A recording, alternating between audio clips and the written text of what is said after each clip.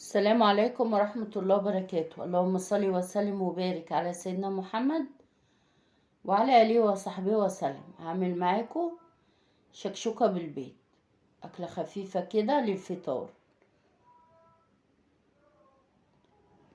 طاسة على النار، حطيت فيها شوية زيت، هسيبه يسخن شوية. بعد كده أحط معلقة صغيرة توم مفروم، أشوح التوم،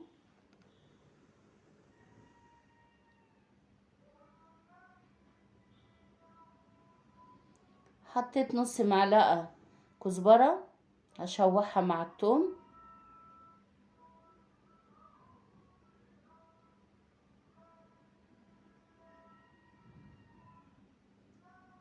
حطيت فلفل أخضر هشوحه برضو مع التوم والكزبرة، واسيبه بقى يدبل شوية.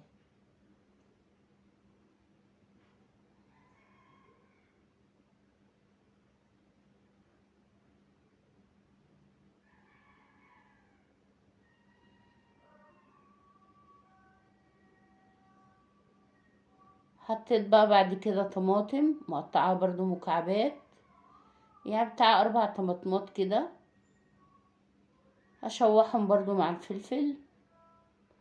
حطيت معلقة خل، معلقة كبيرة، هقلبهم بقى واسيبهم يتسبكوا. حطيت نص معلقة فلفل اسود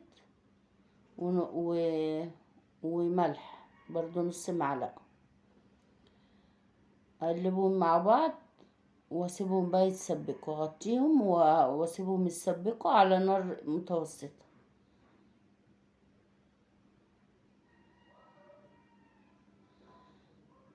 كده الطماطم اتسبكت اهي، اروح حاطه بقى فيها البيض. اخلي بالي بقى انا عايزه البيض عيون، مش هقلبه مع التسبيكه. هو ممكن تقلبيه مع التسبيكه، بس لما بيبقى بيض عيون بيبقى اجمل. وحطي برضه عدد البيض اللي انت عايزاه. خلاص كده. بعد كده بقى هوطي عليه على الاخر واغطيه واسيبه بقى لغايه لما الاقي البيضه دي مسكت كده واستوت زي كده اهي. بص، حاطه على الصفارة اهو جامد ومستوي. بس هديها رشة بقى فلفل اسود وكده. الشكشوكة خلصت وبألف هنا وشفا. لو عجبكم لو عجبتكم الطريقة ما تنسوش الاشتراك واللايك. مع السلامة.